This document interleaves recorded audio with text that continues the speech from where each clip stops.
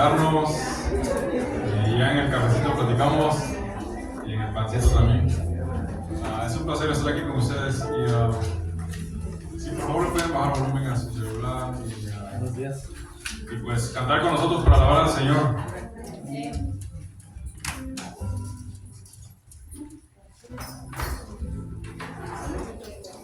Amén, ¿listos?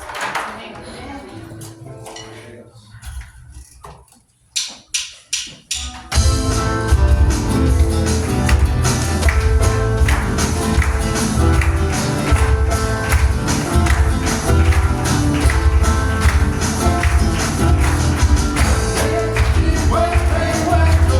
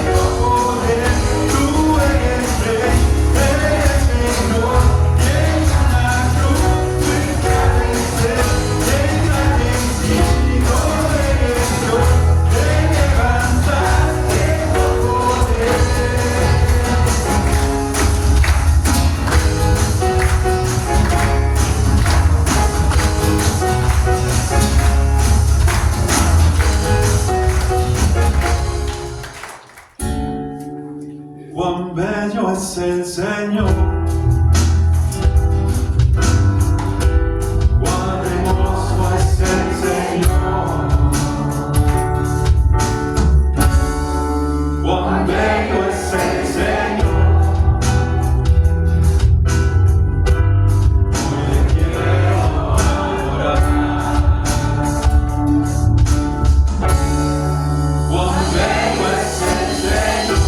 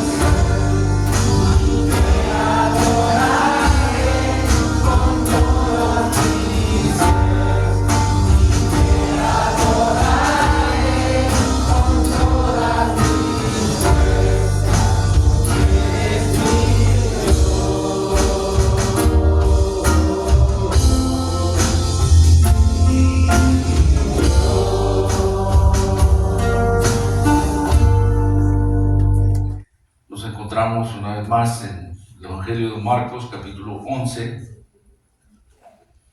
Y expliqué un poquito la semana pasada que me había salteado unos versículos por una razón. Yo he estado estudiando y escuchando o leyendo de comentaristas o pastores que estos versículos de la purificación del templo están entre la maldición de esta higuera estéril y luego de los versículos 12 al 14, como que se hicieron un sándwich y está entre medio de estos dos panes, por decirlo así, la purificación del templo. Creo que en cierta forma va atado, pero yo quería hablar más sobre esta higuera. Así que vamos a estudiar esos versículos y oramos y entramos ya un poco más en esto. ¿Okay? En el versículo 12 dice: al día siguiente, después de haber hecho esta entrada triunfal en Jerusalén, dice, al día siguiente, cuando salieron de Betania, tuvo hambre, y viendo de lejos una higuera que tenía hojas, fue a ver si tal vez hallaba en ella algo. Pero cuando llegó a ella, nada halló sino hojas, pues no era tiempo de higos. Entonces Jesús dijo a la higuera: nunca jamás coma nadie fruto de ti. Y le oyeron sus discípulos. Y luego de ahí tenemos la purificación del templo, pero nuestra historia de la higuera continúa en el versículo 20. Dice: y pasando por la mañana, es decir, otro día, vieron que la higuera se había secado de las raíces. Entonces Pedro, acordándose, le dijo: maestro, mira, la higuera que maldijiste se ha secado. Respondiendo Jesús les dijo: tened fe en Dios. Porque de cierto os digo que cualquiera que dijere a este monte: quítate y échate en el mar, y no dudare en su corazón, sino que creyere que será hecho lo que dice, lo que diga le será hecho. Por tanto, os digo que todo lo que pidiereis orando, creed que lo recibiréis y os vendrá. Y cuando estéis orando, perdonad, y si tenéis algo contra alguno, para que también vuestro Padre que está en los cielos os perdone a vosotros vuestras ofensas. ¿Lo leí bien? Cuando estéis orando, perdonad.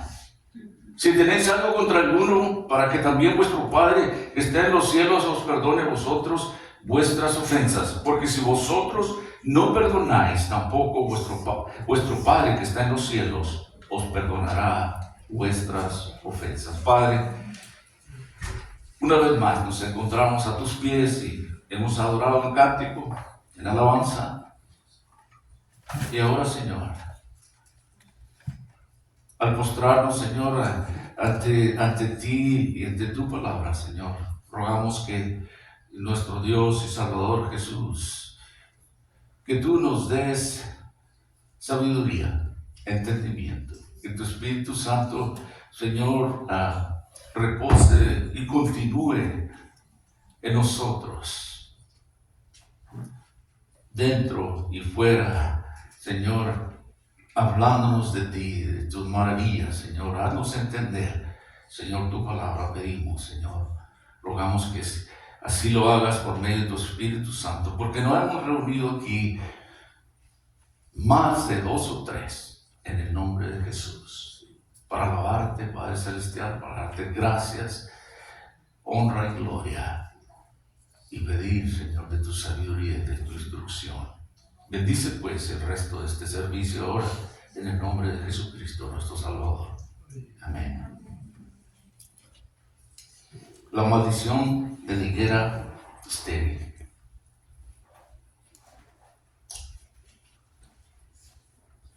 La calle donde nosotros vivimos, no muy lejos, hay una sola higuera. Y pues, la mayoría de nosotros conocemos lo que es una higuera, ¿verdad?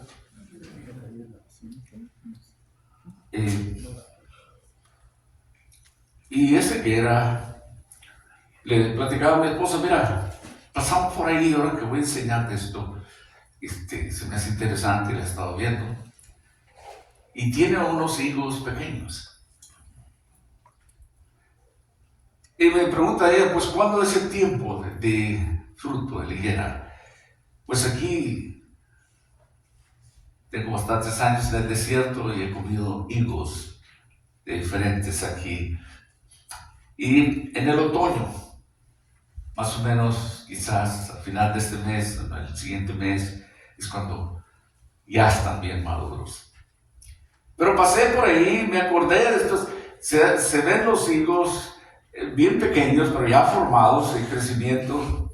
Interesante que nuestro texto de esta mañana es acerca de la maldición de la higuera. Aquí, en nuestro texto, al parecer el Señor Jesús está haciendo un presentamiento, no presentimiento, presentamiento. Está presentando del fin del sistema Antiguo Testamento. Mediante actos sencillos, la maldición de una higuera y el juicio del templo de Jerusalén. Estos dos hechos nos indican de un gran cambio en la manera en que Dios trataría con la gente aquí en adelante. En los versículos de 12 al 14 tenemos la rebanada de pan de abajo, es decir, la historia del Señor Jesús maldiciendo la higuera.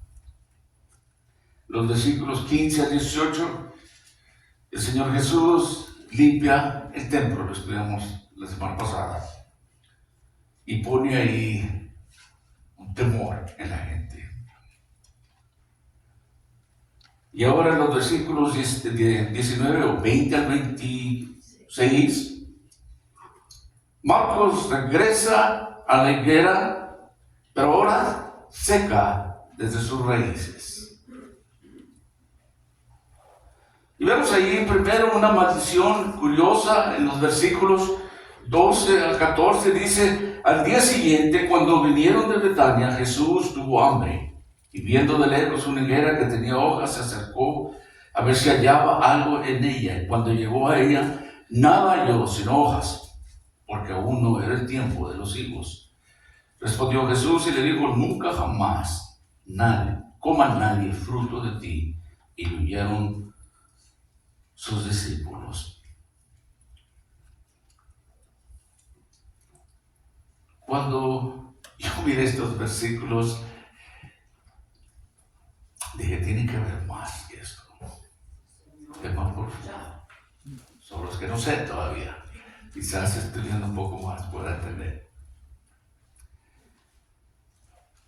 Betania era el camino a Jerusalén. Había visto esta higuera, tuvo hambre, se detuvo a comer algo. Y a primera vista este versículo 13 resulta confuso para nuestros días modernos, es decir, de nuestra sociedad. Marcos nos dice que fue a comer, pero no era la temporada de higos. Y uno puede preguntarse, ¿por qué iría Jesús a buscar fruto de una higuera si no era la temporada de los higos? ¿Quién iba a saber mejor que él? Los judíos sabían que no era la temporada. El Señor, siendo judío, pero más que nada siendo Dios, él sabía que no era la temporada, que no había fruto ahí. Tiene que tener otro propósito.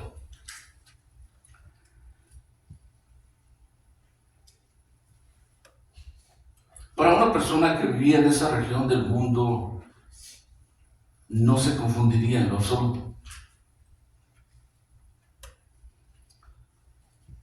Después de la cosecha de los higos de otoño, las ramas de las higueras producen brotes que permanecen allí sin desarrollarse todo el invierno, es lo que aprendí.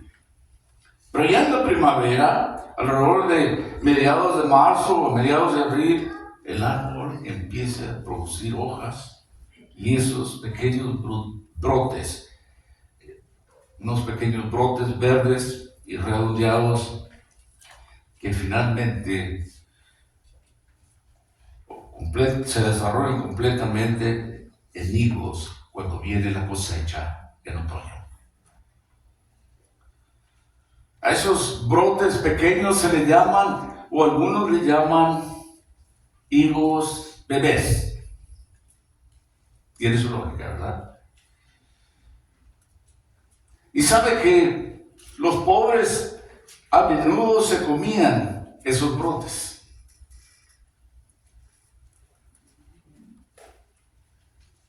Pero como vamos a ver en el versículo, más adelante, los últimos versículos que leímos, la higuera moriría por completo después de que el Señor la maldijera. Por lo que esto fue un milagro.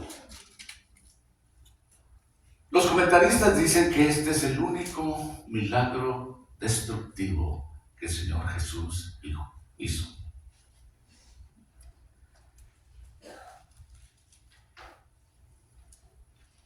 Y para muchas personas, las acciones de nuestro Señor parecen ser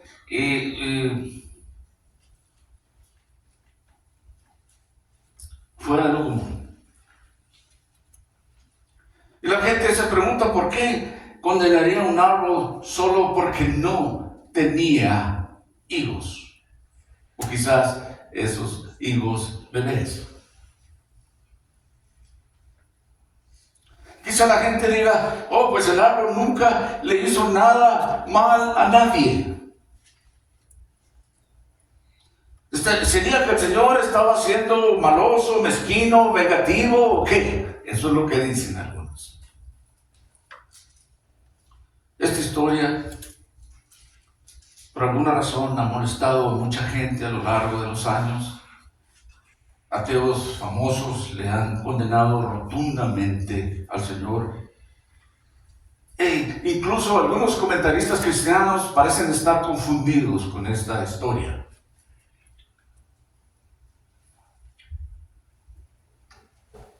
Yo les he platicado que tengo un número de nietos y los últimos dos son de mi hija, la más pequeña. Tienes 6, creo, va a cumplir 6 ahora en noviembre, y el otro 13 de mi hija la más chica. Pero cuando el de 13 tenía algunos 3 años, yo me acuerdo de esta historia, estuve pensando sobre eso, que en una ocasión que él jugaba con esos monos caracteres que miran en las caricaturas y todo eso, y lo agarraba y le pegaba y le torcía. Y yo jugando con él, le digo, no seas malo, mijo. Pobrecito, le digo, pues, ¿por qué hizo? Le digo, ¿por qué le haces eso? Y él, de 3 años, se para y voltea a verme y me dice, tata, no está vivo. No es una persona. Me corrigió a la edad de 3 años. Yo quería ver sus pensamientos. Pero primero permítame decirle que cuento esto por alguna razón, ¿no? Que no es que no nos compadezcamos de un árbol que no tiene sentimientos, obviamente un árbol. ¿Estamos de acuerdo? Eso es absurdo, ¿verdad? Bueno, por ahí habrá algunos que piensan diferente. Pero para mí es absurdo. Tiene su propósito. Dios nos lo ha dado para nuestro beneficio los árboles. En segundo lugar, el Señor no hizo otros milagros destructivos. El Señor Jesús, pero antes, Dios destruyó al mundo viejo antes de crear este mundo en el que vivimos. ¿Se acuerda del diluvio? Destruyó mucha gente, animales, todo. Destruyó ejércitos cuando Él pensó que estaba bien, que era oportuno.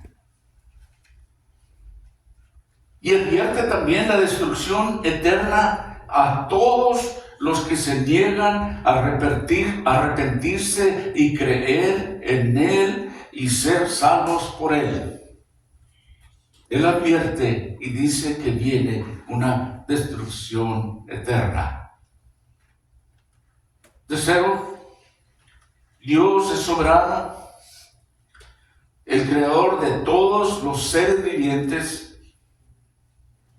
Y si Dios, el Hijo, Dios Hijo, desea destruir una higuera, Él tiene todo el derecho divino de hacerlo, porque lo creó. Pero les decía que tenía un propósito más, o quizás dos, no lo sé, más, pero puedo ver dos.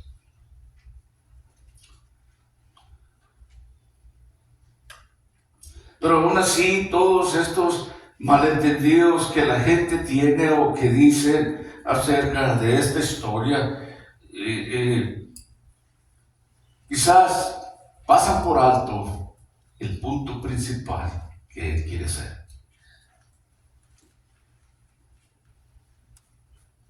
En realidad, este milagro tan extraño, si podríamos decirlo así, nada tenía que ver con que el Señor hiciera un bocadillo dulce, como son los hijos, ¿verdad?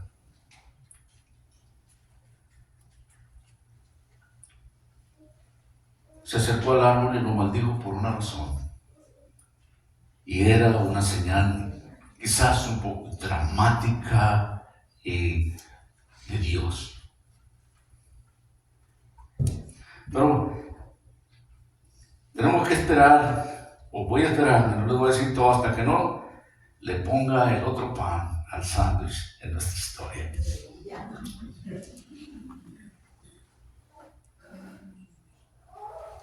En los siguientes versículos, del versículo 15 al 18, 19, vemos este juicio de Dios que trae un juicio, un enojo justo, santo, a limpiar el templo,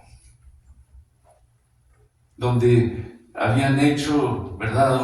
Yo hice una comparación, quizás no justifica, o como decirlo así, ya tenían de ese templo como si fuera un mercado, ¿verdad? Decía que un tianguis, un swami, no sé, tantos nombres que les dan, ¿verdad? Que servía de todo ahí, de los animales. Y ahí está otra ocasión también especial donde el Señor se enojó, pero era un enojo justo. Algo también interesante que Él les dijo en el versículo 17. ¿No está escrito, mi casa será llamada casa de oración para las naciones? Mi casa. Dios, mi casa. Él es Dios. Jesús. Pero vosotros la habéis hecho cueva de ladrones. Y dice que buscaban los sacerdotes principales matarlo porque le tenían miedo. Pero todo el pueblo se admiraba de su doctrina. Y él salió al atardecer o al anochecer, salió de la ciudad. Y ahora regresamos a nuestra historia. El Señor anunciaba aquí en estos versículos de este gran cambio.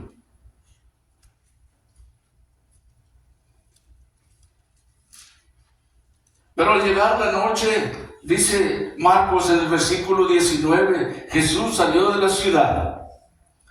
Y pasado por la mañana, es decir, regresó en la mañana y vieron que la higuera se había secado desde las raíces. Entonces Pedro, acordándose, le dijo: Maestro, mira, la higuera que maldijiste se ha secado. Respondió Jesús y le dijo: tened fe en Dios. Qué extraña respuesta, ¿no? Ahí está el detalle. Tener fe en Dios.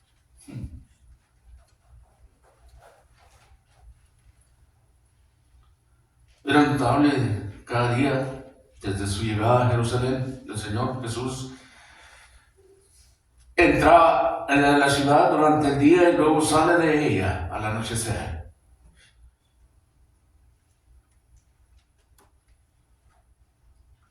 Y había estado en el templo. Dato curioso que esta sería la última vez que pondría sus pies en el templo, es decir, en vida física. No volvería otra vez. Iba rumbo a la cruz. Porque muy pronto su propósito y su tarea de venir a este mundo terminaría.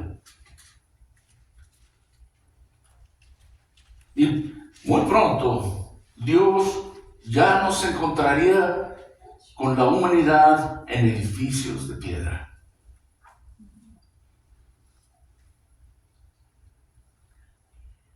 Sino que haría de cada creyente en Él un templo del Espíritu Santo.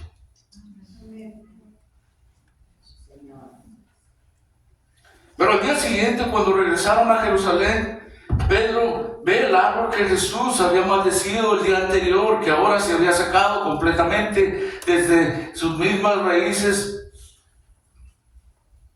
Lo que nos da a entender que es una completa destrucción de este árbol. En un día, una higuera que con todo su esplendor, su follaje, sus hojas verdes, bonitas, les decía que era el tiempo aproximadamente de la primavera, porque se acercaba el día de la Pascua.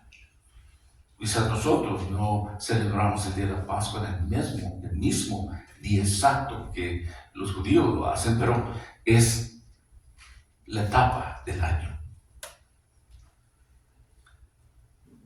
Pero se había secado, se había marchitado por completo.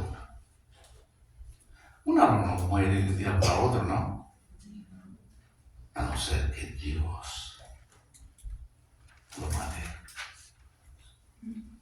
Y esto sorprendía a Pedro.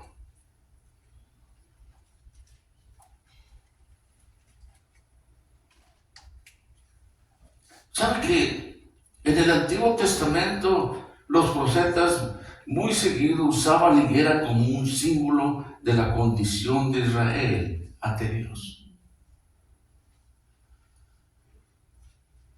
De hecho, en Jeremías 8:10 dice: por tanto, daré a otros sus mujeres y sus campos a quienes lo conquisten, porque desde el más pequeño hasta el más grande, cada uno sigue la avaricia, decía Jeremías.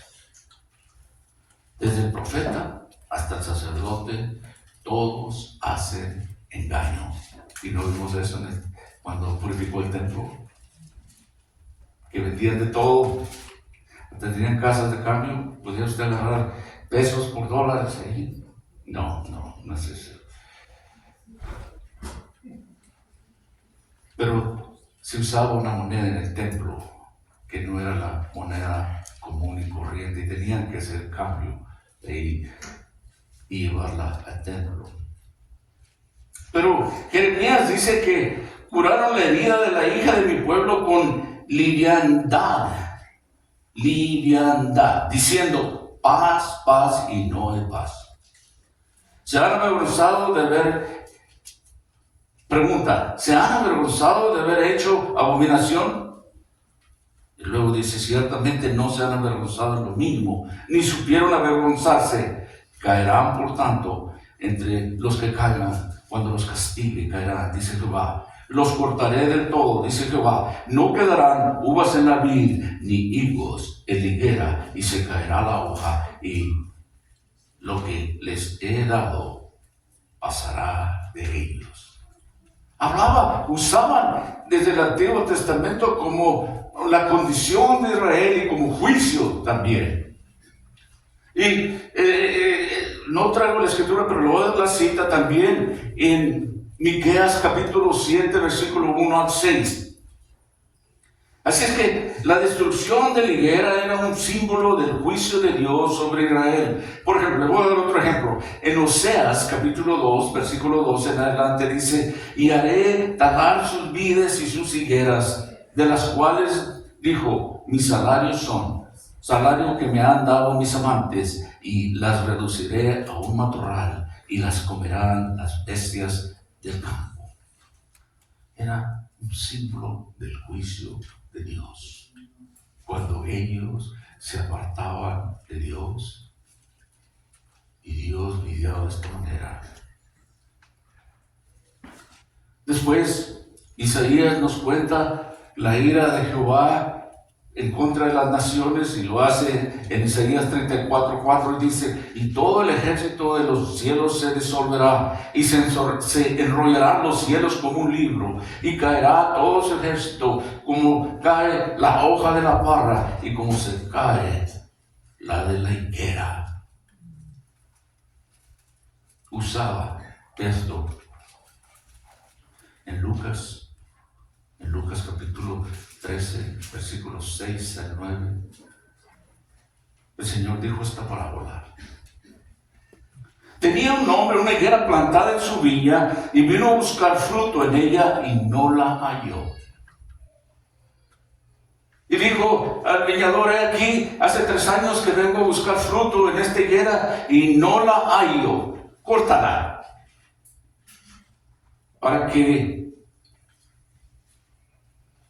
¿Para qué inutiliza también la tierra? Pregunta.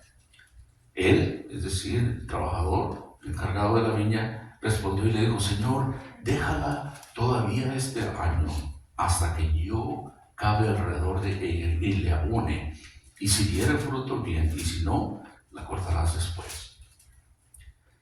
Lo que les decía es que la higuera es usada como juicio.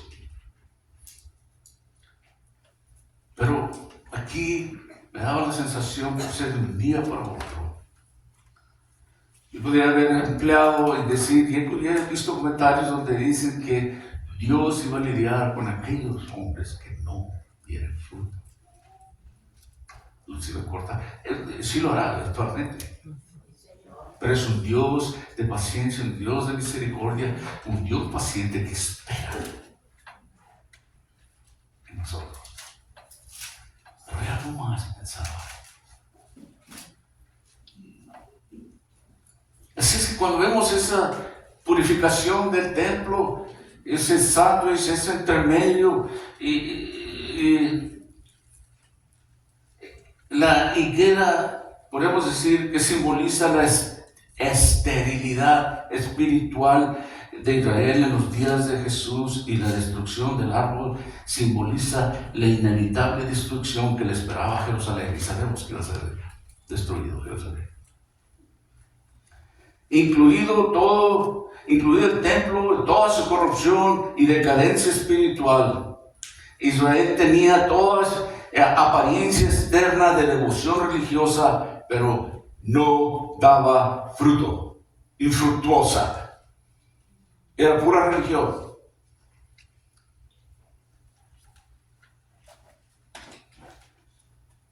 Marcos, más adelante, en el capítulo 13, me parece que aquí es donde vamos a ver la destrucción del templo en Jerusalén.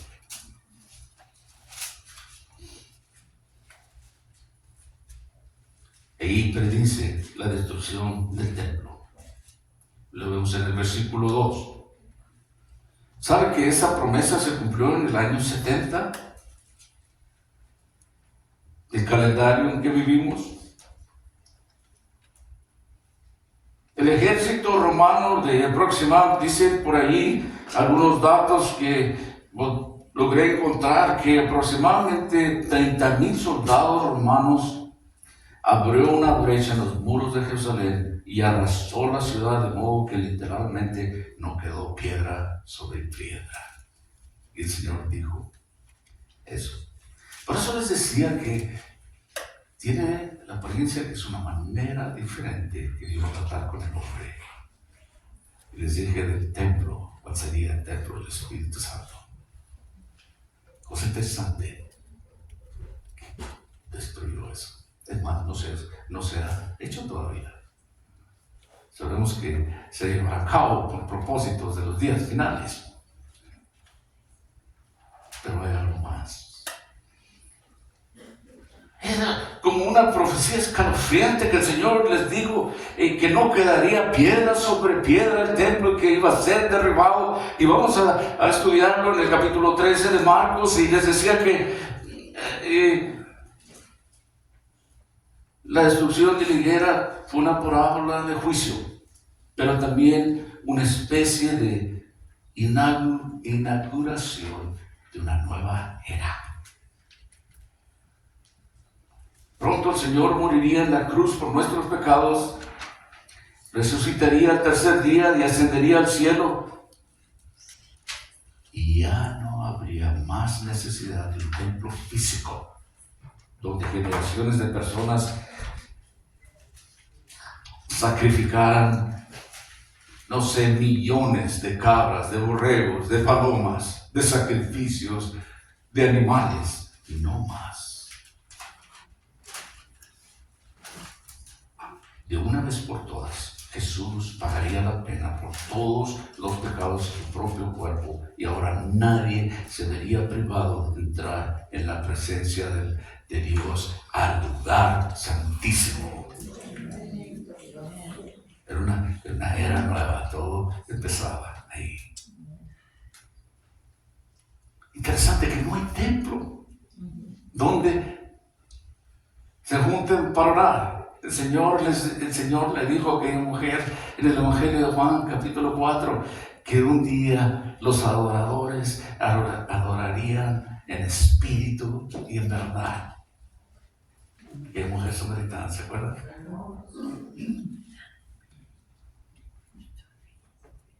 Pablo dijo en Efesios capítulo 2, versículo 13, pero ahora en Cristo Jesús, vosotros que en otro tiempo estabais lejos, habéis sido hechos cercanos por la sangre de Cristo. Es como que si viéramos dos cosas aquí en el Señor, y debemos de reconocer esto. La gente tiene una tendencia a pensar que el Señor Jesús era muy manso, muy humilde, y sí lo era. Pero no solo eso, era un Dios justo y santo.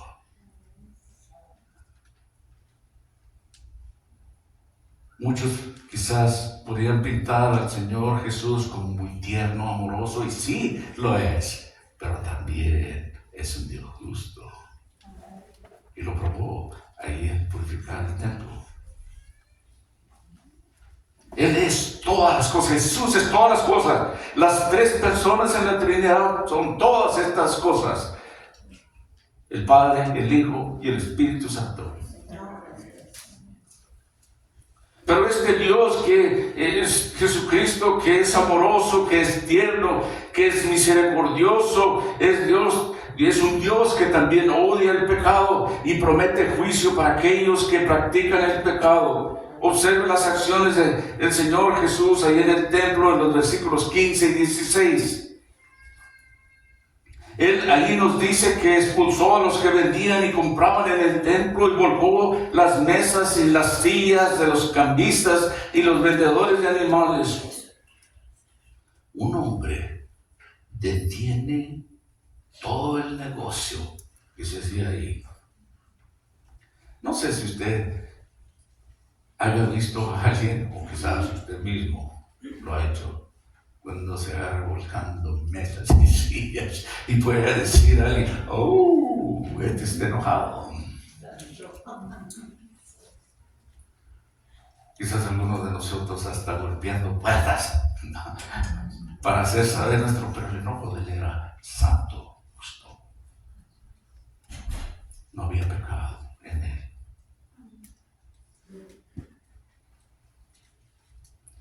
De seguro que al haber hecho todas estas cosas, la gente confundida y era un caos que había causado ahí.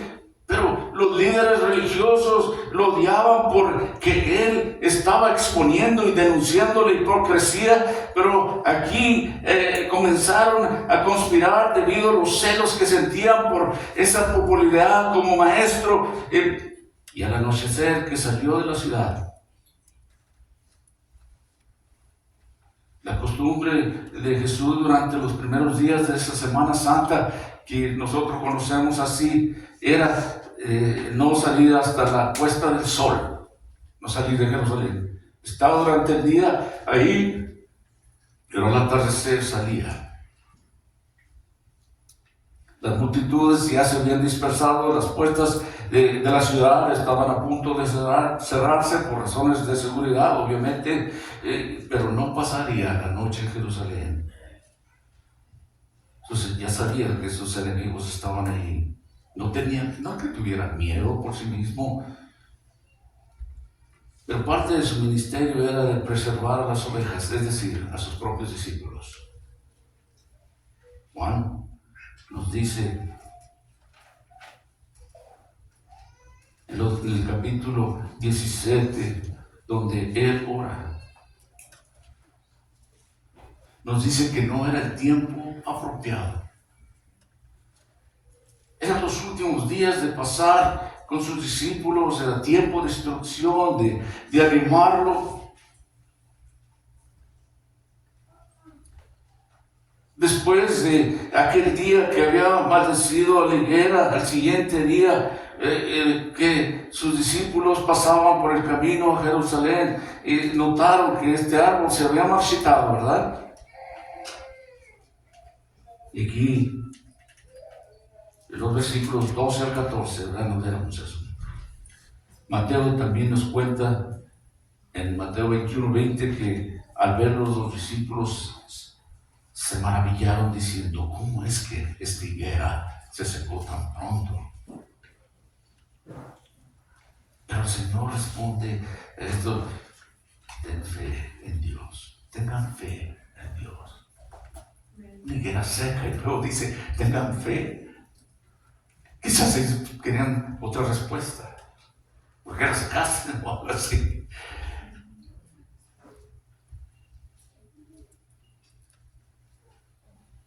Pero ¿qué tienen que ver estas palabras con la higuera? Tengan fe en Dios.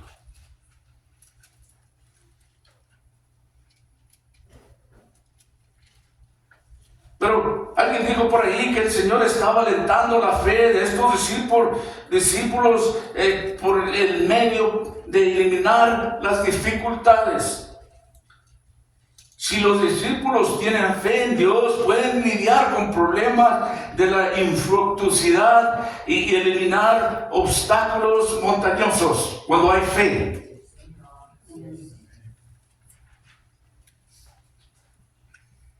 Dijeron, Rabí, maestro. Sabemos que es un título de respeto. Los judíos daban ese título a los doctores, a los maestros, y que a menudo se usaba con nuestro Señor Jesucristo. Y luego él dice en el versículo 23, porque de cierto os digo que cualquiera que diga a este monte, quítate y échate al mar, y no dude en su corazón, sino que crea que se hará lo que diga, lo que diga le será concedido. Los discípulos asombrados por aquel marchitamiento, por decirlo así, del árbol. El Señor les estaba diciendo ahora que podía hacer milagros más grandes que esos si tenían fe. Ahí está. Quería enseñarles algo, mostrarles algo. Y él dijo, por podía decir a un monte, quítate de aquí y échate al mar. Ahí lo dice, ¿verdad? Y esto sucedería. Esta era una expresión con una figura retórica común de aquellos días. Arranca los montes, que se usaba en la literatura judía cuando se hablaba de grandes rabinos y de líderes espirituales que podían resolver problemas difíciles y aparentemente hacer lo imposible. Obviamente que el Señor nunca arrancó montes, ¿verdad? De hecho, se negó a hacer ese tipo de milagros tan espectaculares para los judíos incrédulos que le pedían señales. Y él podía haber hecho eso fácilmente. Y cuando nuestro Señor estaba en el monte de los olivos, cuando pronunció estas palabras por las que se estaba refiriendo a él, quizás a este monte, el mar era probablemente el mar muerto, porque se podía ver desde el monte de los olivos.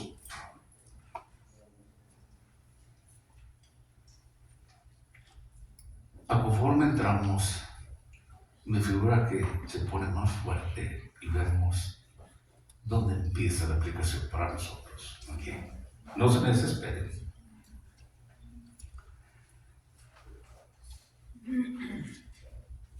La ilustración que el Señor Jesús estaba haciendo era extrema para que pudiera destacar todas las excusas que limitan el principio de la fe. ¿Qué puede ser más difícil que una montaña removida y ser arrojada al mar? El Señor Jesús les decía cómo hacer cosas asombrosas que tuvieran fe o confianza absoluta en el poder de Dios. Aquí algunos estudiosos dicen que el removimiento de esta montaña puede indicar que la eliminación de obstáculos para dar el evangelio a los gentiles. ¿Se acuerda que les describía el templo en 4 atrios? Y el de los gentiles, es decir, el público en general que no fuera judío, era el último donde estaba este mercado, donde se vendía todo. Y había muros que dividían las secciones, el muro entre las mujeres, el muro entre el judío regular que se creía más privilegiado, y luego había otra pared donde dividía a los sacerdotes, y luego el lugar santo, el lugar santísimo. El Señor habría de remover todas estas paredes, todos estos obstáculos, para que todo el mundo pudiera adorar al Señor. Era una nueva era, es la era en que nosotros vivimos.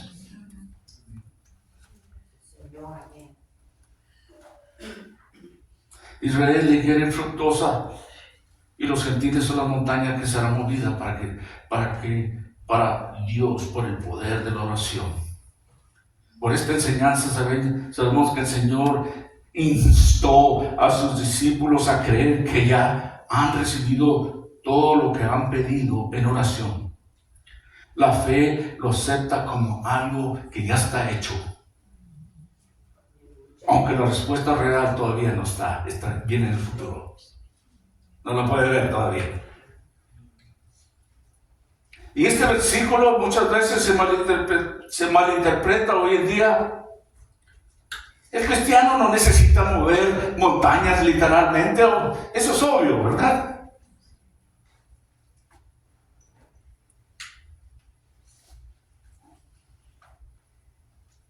Pero me gustaría personalmente ser fortalecido por el Espíritu Santo en el hombre interior. ¿Sabe que eso es lo más importante que mover montañas físicas?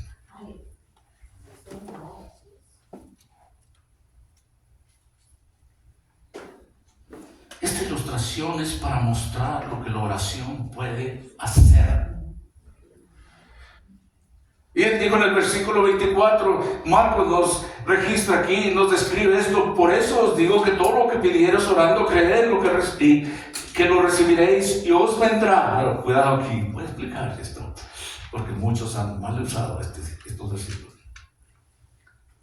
Esto estos versículos no dan a una persona autoridad para orar por poderes milagrosos para su propia conveniencia o aclaración.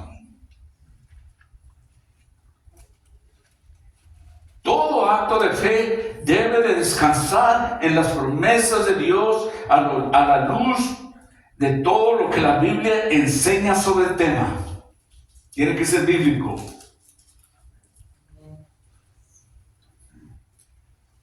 Si sabemos que es la voluntad de Dios eliminar cierta dificultad, entonces podemos orar con absoluta confianza de que se hará.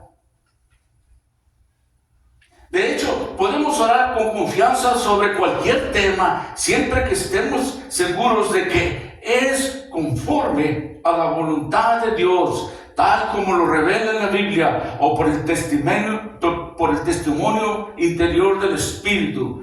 Cuando realmente vivimos en contacto con el Señor y oramos en el Espíritu, podemos tener la seguridad de que nuestra oración será respondida antes de que la respuesta realmente llegue. No hay límites en cuanto a los que podemos pedir en oración, siempre que nuestras peticiones sean conforme a la voluntad y el propósito de Dios para nuestras vidas. Muchos usan mal estos versículos. Yo proclamo, yo creo, yo tengo la fe que voy a tener esto y lo otro. No es de acuerdo a la palabra de Dios. Cuando una persona está alineada en la palabra de Dios, en el Espíritu, Dios detesta el orgullo, pero lo humilde, lo enaltece. Delante de Dios no vamos a salir con tonterías. Si verdaderamente está uno en el Espíritu, si ha comprendido, Él va a pedir. Yo siempre he usado estos ejemplos que muchos de nosotros hacemos. Yo lo he hecho, ustedes los han, la mayoría los hemos hecho, que cuando al principio venimos al Señor empezamos a pedir, tenemos una lista. Señor, yo quiero un carro, yo quiero una casa, Señor, yo quiero esto, yo quiero lo otro. Y luego el último, ¿verdad? Hay que reportar cosas. ¿Cuándo miraron a algunos de sus discípulos orando por ellos? Nombrando que querían millones de dólares o esto o lo otro. No. Pablo oraba por los hermanos, siempre por las iglesias, y al último oraba por él. Se dan cuenta, conforme va creciendo aquella persona y ora por otros, ora por cosas más importantes. Por supuesto que tenemos que orar por nuestras necesidades, pero eso ya es algo secundario. Dios sabe lo que usted y yo necesitamos y Él provee de acuerdo a su voluntad, no a la mía. Y Él da y quita como Él quiere. Él puede sembrar, Él puede quitar, porque Él es Dios. Job dijo, Dios da y Dios quita.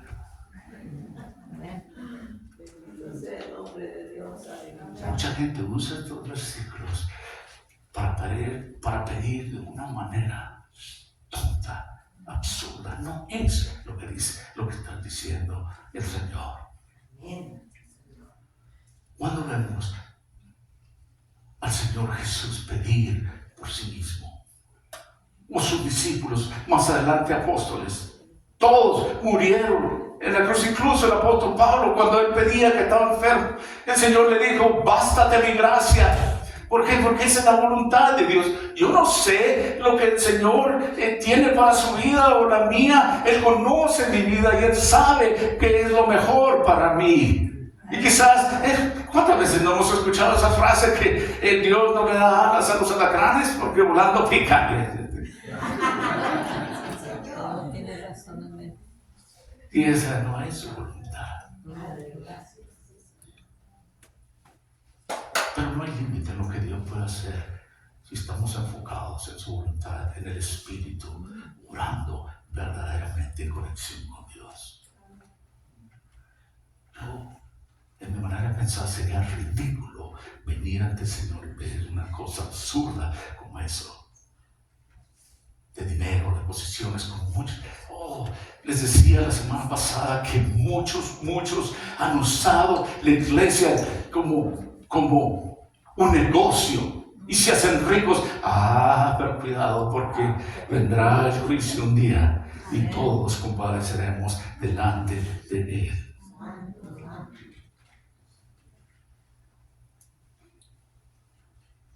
Pero Pablo,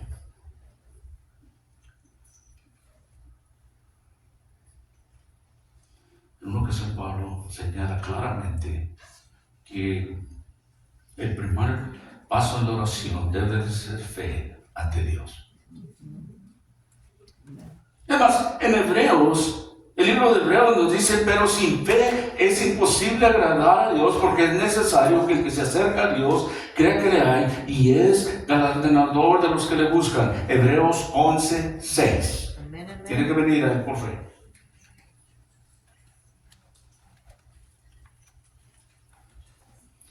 El escéptico, el que no cree, dice que la oración es como un loco hablando con Dios. ¿Y sabe qué? Tiene razón. Pero para mí, para lo que ellos es locura, para mí es vida, dijo Pablo. Porque no lo entiende su locura. Pero tener fe en Dios es el primer paso. Pero miren lo que dicen los versículos últimos, 25 y 26. Cuando estéis orando, perdonad. Para mí eso es difícil. Y para muchos de nosotros. Si tenéis algo contra alguno, para que también vuestro Padre que está en los cielos os perdone a vosotros vuestras ofensas. Porque si vosotros no perdonáis, tampoco vuestro Padre que está en los cielos os perdonará vuestras ofensas. Y todo esto está atado lo que está hablando. Pidan lo que quieran en la voluntad de Dios, con fe. Pero esto que dice aquí es fuerte. Uno de los requisitos básicos, podríamos decir,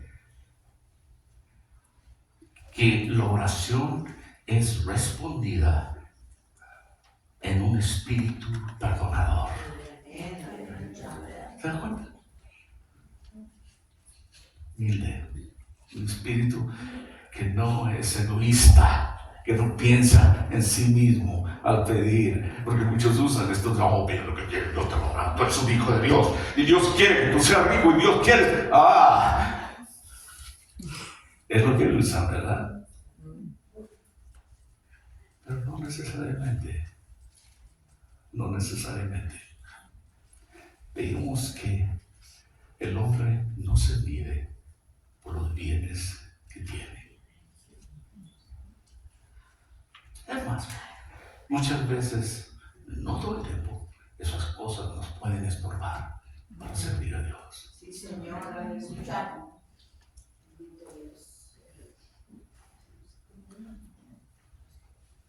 Pero si nosotros albergamos una actitud dura y vengativa hacia los demás, no podemos esperar que Dios escuche y nos responda. Si nuestro corazón no está bien, sí, Dios perdóname, no, ¿cómo decimos? Me lo vas a pagar. Pero Señor, perdóname, dame esto, dámelo. ¿Pero a quién me lo va a pagar? Dios que mira lo más profundo. Dios nos está hablando cómo vamos a venir. Quitamos el templo y ahora es el templo del Espíritu Santo. Es el creyente. Pablo nos lo dijo. La nueva era. Nos juntamos aquí como iglesia, como congregación, pero este no es el templo. Ustedes son la iglesia, nosotros somos el templo de Dios.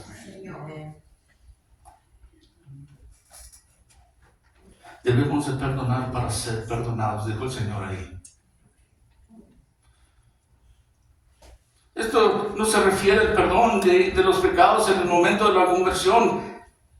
Eso de la conversión de fe es completamente un asunto de gracia que el Señor nos da mediante la fe. Estos que estamos hablando se refiere a otros tratos personales que tenemos entre la gente, entre los hermanos.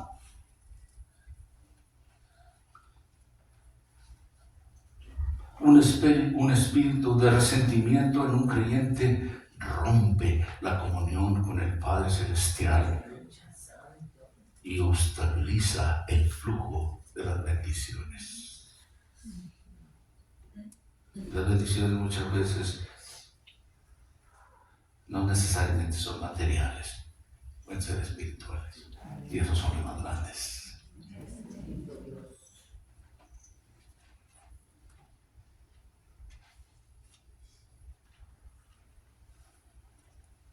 Nadie contra nadie, pero nosotros.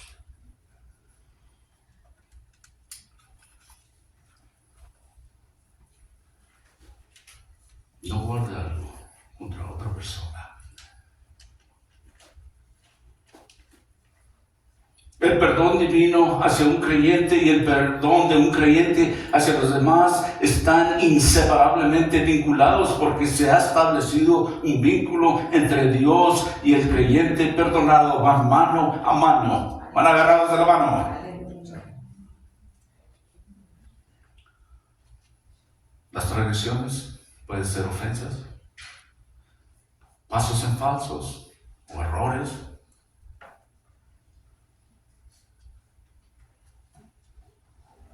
Vivimos un Dios justo, un Dios santo. A mí me gusta siempre citar al apóstol Pablo cuando él dice amado de Dios, porque sabía que eran amados de Dios. Y yo les digo eso a ustedes porque yo lo tomé de la Biblia. Y yo sé que soy amado. Juan dijo, el discípulo amado. Él decía, Dios me ama a mí de una manera personal.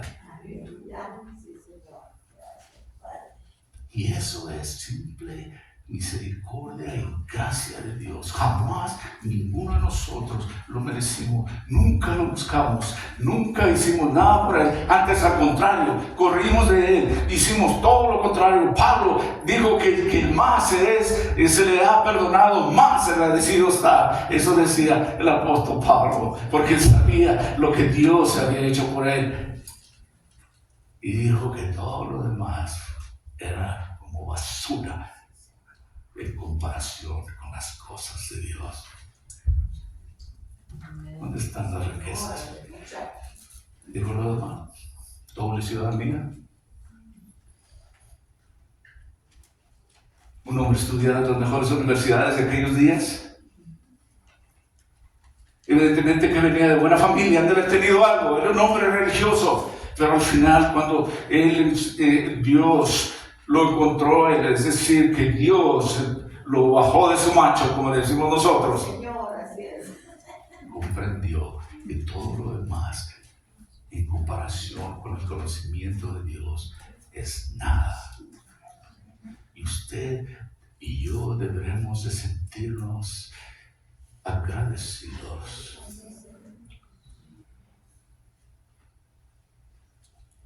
Bendecidos de que Dios en su misericordia nos haya hablado y tocado.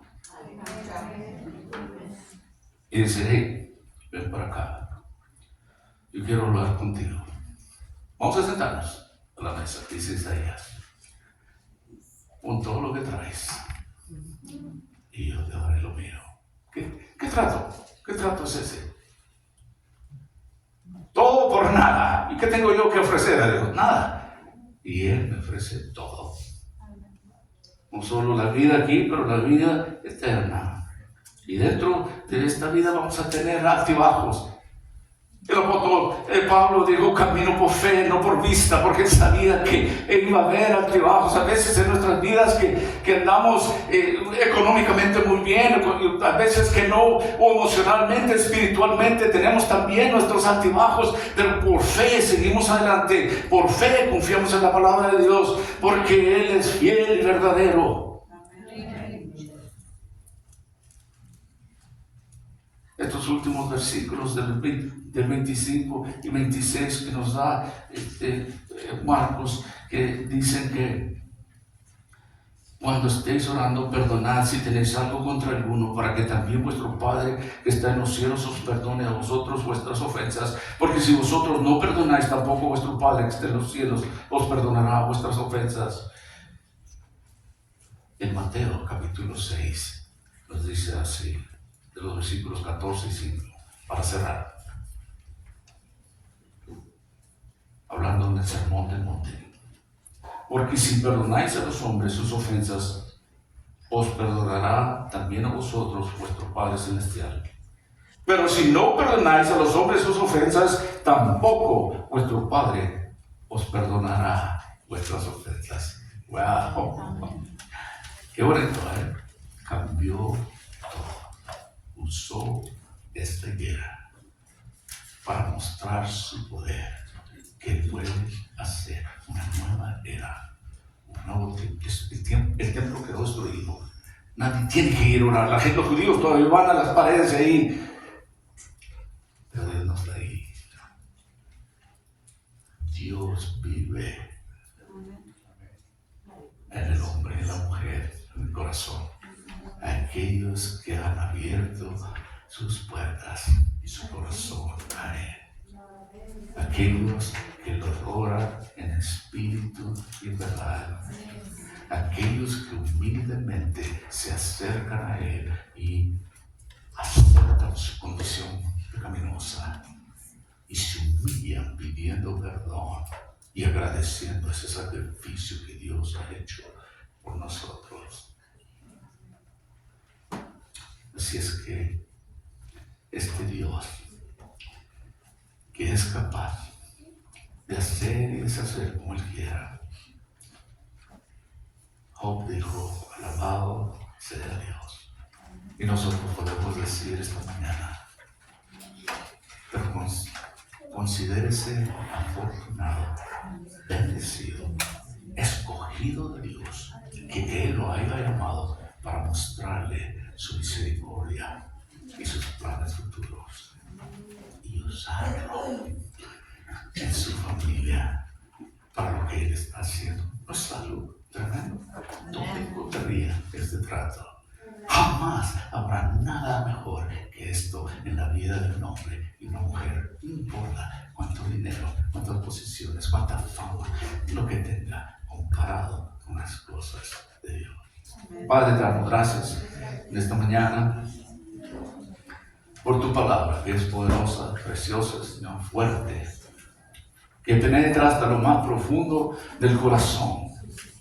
Señor, que corta a conforme entra en nuestras vidas, en nuestro corazón, y también cauteriza al salir. Señor, tiene el poder para hacernos ver la realidad y a la misma vez darnos, Señor, confianza y darnos esperanza en Cristo Jesús. Tu palabra es segura, es verdadera. Tu palabra nos dice que los cielos y la tierra pasarán, pero tu palabra, tus promesas permanecen para siempre.